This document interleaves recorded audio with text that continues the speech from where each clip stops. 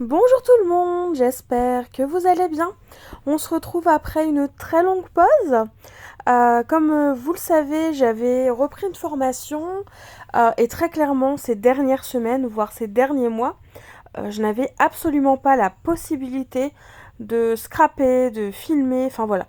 La priorité c'était vraiment ma formation. C'est pour ça que j'ai été absente. Rien de grave en soi, mais voilà. Maintenant qu'elle est terminée, que je l'ai réussi, que j'ai été titrée, eh bien je peux reprendre tout simplement YouTube. Voilà. Donc c'est pour ça qu'on se retrouve aujourd'hui. Pour la reprise, je vous propose de réaliser une petite carte. C'est possible que je bafouille, que je voilà, que je perds mes mots comme là par exemple, parce qu'on va pas se mentir, ça fait très très longtemps que je n'ai pas filmé, que je n'ai pas fait de voix off, mais bon, c'est pas grave, vous me connaissez avec mes petites maladresses, mes petites erreurs et ça l'a toujours fait, donc il n'y a pas de raison qu'on change toutes ces petites choses qui fonctionnent très bien. Alors, pour cette carte, j'avais envie d'utiliser un set de pochoirs de la marque Lawnfawn que j'avais depuis un petit moment, ils permettent ces pochoirs de réaliser un effet un peu, alors eux ils appellent ça plaid, mais moi ça me fait penser un peu, comment dire, vous savez les carreaux un peu, alors pas écossais, mais qu'on voit de plus en plus, les carreaux un peu effet Vichy, enfin vraiment qui font un effet nappe, drap, qu'on retrouve assez régulièrement, enfin en tout cas de plus en plus dans le scrap. Et donc ces pochoirs, pardon, ils permettent de réaliser ces motifs-là. Je les avais jamais utilisés et j'en avais très envie. Avec l'arrivée du soleil qui est de plus en plus présent, voilà, ça me faisait penser au printemps. Et en même temps, j'ai voulu garder des couleurs un peu hivernales. Donc c'est pour ça, hein, vous verrez. Euh, le motif fait un peu printanier, nappe de pique-nique, et en même temps, les couleurs, je les ai gardées un peu hivernales. Alors, tout le processus pour réaliser cet effet un peu nappe, justement, je vous l'ai laissé entier. Donc, c'est un petit peu long, je vous l'accorde, mais voilà, je voulais vraiment vous le laisser entier pour que vous sachiez comment on fait, entre guillemets, cet effet nappe avec ces pochoirs.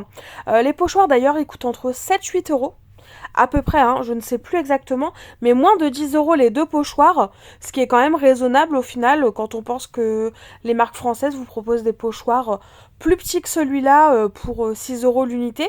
Voilà, donc sachez qu'ils sont quand même abordables et vraiment très pratiques.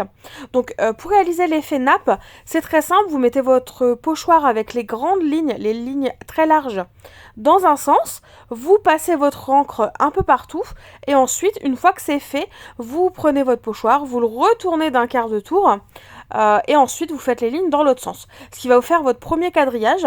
Et ensuite le second pochoir qui est juste en haut à gauche, celui-là il va permettre de réaliser les fameuses petites lignes souvent un petit peu plus foncées qui vont couper et traverser les lignes qui sont restées blanches.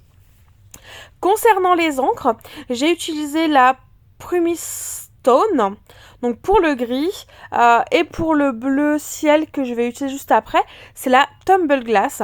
Dans tous les cas, je vous les montre à chaque fois avant de les utiliser, donc n'hésitez pas à faire pause si jamais vous cherchez la référence.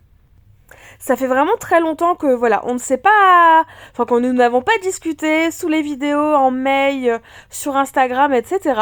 Donc je suis curieuse de savoir qu'est-ce que vous faites actuellement, que scrapez-vous.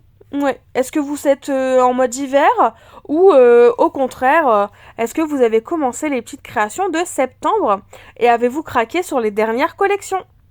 N'hésitez pas à passer un coup de heat gun si votre encre elle est vraiment assez longue à sécher. Ça va vous permettre de pouvoir justement enchaîner avec la suite.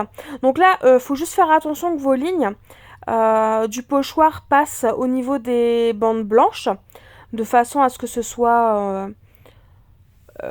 alors, joli oui et non, hein, après tout, on pourrait les imaginer ailleurs. Mais en tout cas, c'est comme ça que je les imaginais. Donc je fais attention à ce que ce soit bien centré. Mon papier là il fait un peu plus de 10 par 15 en sachant que je souhaite que ma carte fasse 10 par 15, donc j'ai dû mettre 11 par 16, quelque chose comme ça. Au moins ça me permettait aussi de mettre mon washi tape, de bien maintenir mon papier sans pour autant manger ma carte en fait et avoir une carte plus petite que ce que j'imaginais.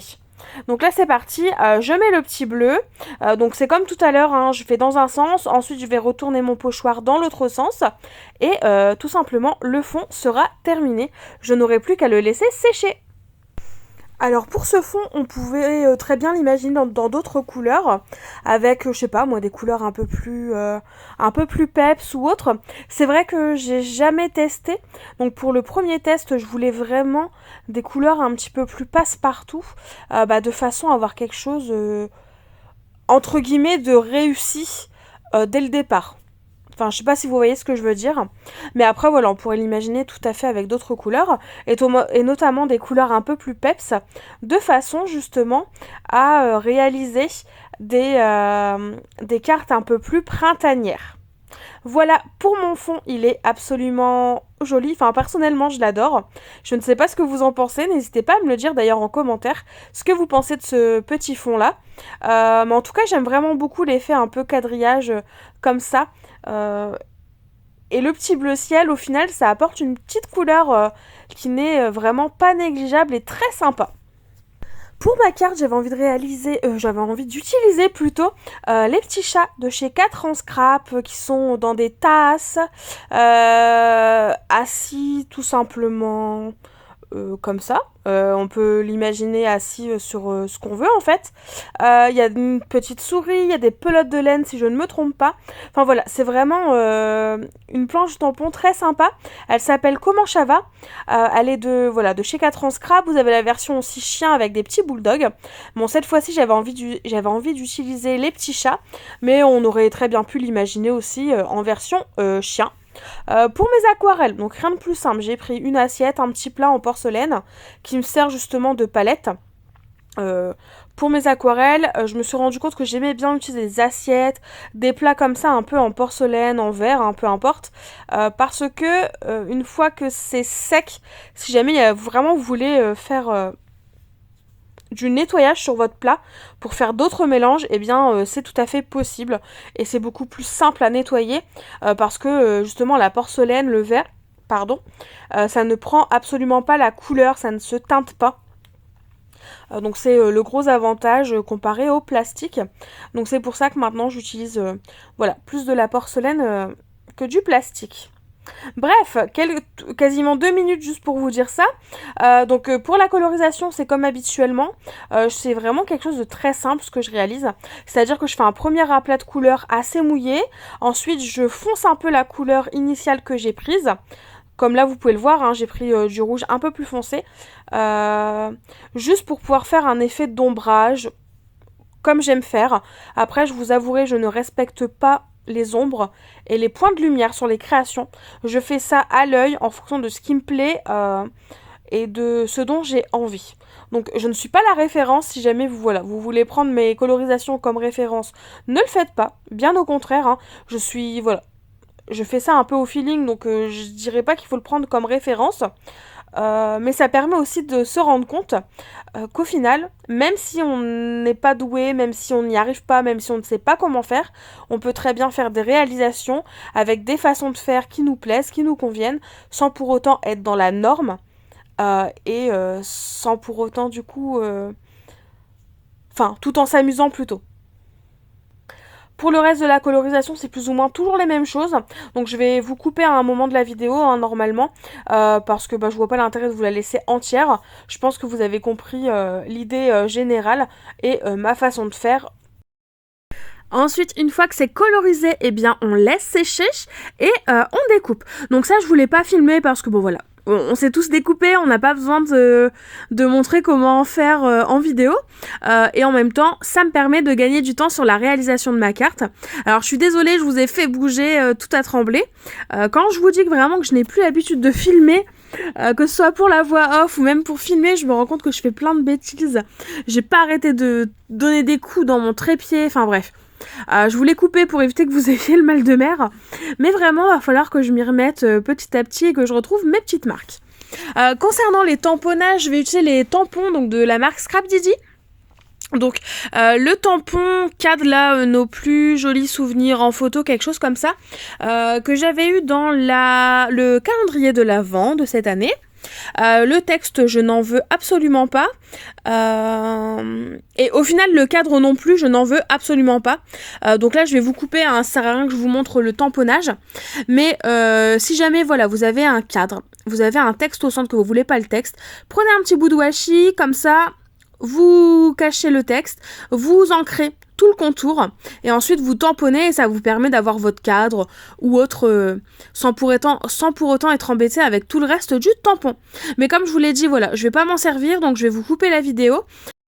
Donc voilà, on se retrouve pour la suite, hein, sans le cadre. Vous allez voir, hein, je vais insister, je vais le découper, je vais imaginer une composition avec, mais au final, je ne vais pas m'en servir. Ma carte, même si j'adore le fond que j'ai réalisé, je trouvais que c'était peut-être un petit peu... il manquait un petit quelque chose. Je vais donc utiliser le tampon de fond donc de chez Scrap Didi. Cette fois-ci, c'est les tampons que j'avais eu dans une des box. Alors laquelle, je ne sais plus. Dans tous les cas, n'hésitez pas à aller faire un tour sur la boutique Scrap Didi si les tampons vous intéressent, parce que je sais que parfois, ils proposent les tampons ensuite à la vente, même si, voilà, elles ont fait partie de box. Donc n'hésitez pas à aller regarder un petit coup d'œil de temps en temps, si jamais les tampons peuvent vous intéresser. Donc là, j'ai pris le gros tampon fond. Au final, si on voit bien ou pas bien les textes, ça m'importe peu. Je voulais vraiment plus un effet tache en fait, plutôt qu'on voit les textes. C'est pareil pour un effet vraiment un peu plus grunge. Oui et non, parce que je suis pas très grunge, mais on n'est pas obligé de mettre de l'encre sur l'entièreté du tampon justement. Ça permet d'avoir un effet un peu décalé, pas fini à 100%. Et un peu plus art journal entre guillemets. Une fois que j'ai fait les tamponnages de fond, je l'ai mis de côté parce que très clairement la Versafine c'est un peu long à sécher et si on veut pas commencer à se tacher un petit peu partout, il vaut mieux laisser sécher de côté. Et en attendant, je commence à essayer de faire une composition avec mes petits chats.